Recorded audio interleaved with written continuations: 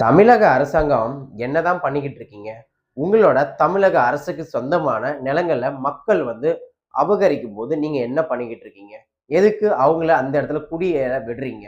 குடியேற விடுறது மட்டும் இல்லாம, தண்ணீர் வசதி, மின்சார வசதி, அதுக்கப்புறம் ரேஷன் கார்டு, அதுக்கப்புறம் ஓட்டர் ஐடி, இது போல எல்லா உரிமைகளையும் ஏன் குடுக்குறீங்க?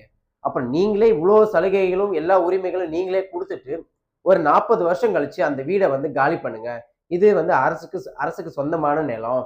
இது நீங்க அபகரிச்சிட்டீங்கன்னு சொல்லி, இன்னைக்கு போய் நீங்க அந்த வீடை இடிக்கிறது, அவங்கள அப்புறப்படுத்துறது, இது என்ன நியாயம்?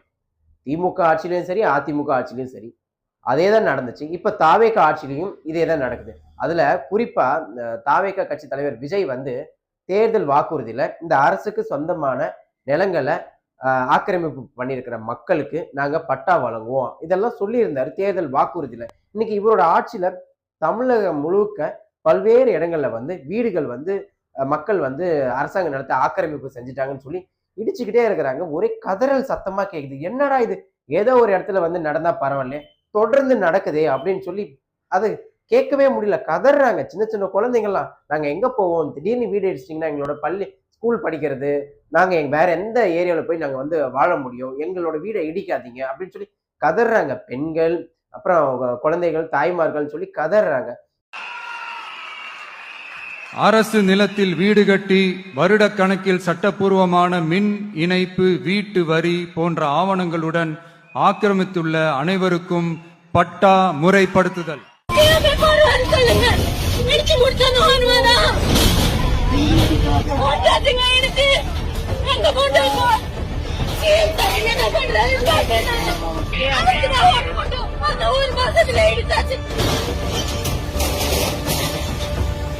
கண்ணு முன்னாடி இப்படி இடிக்கிறாங்களேன்னு கதறி எழுத பொதுமக்கள்.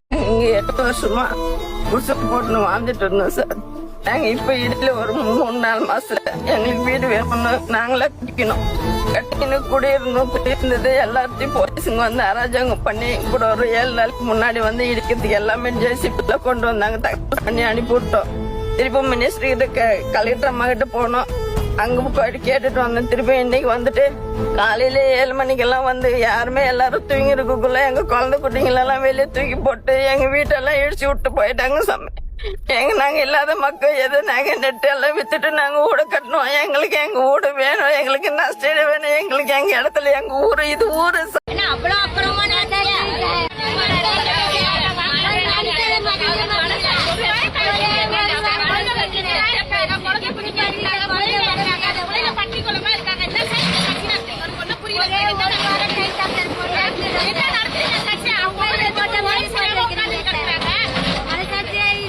பொருள் எங்க வச்சுறாங்க?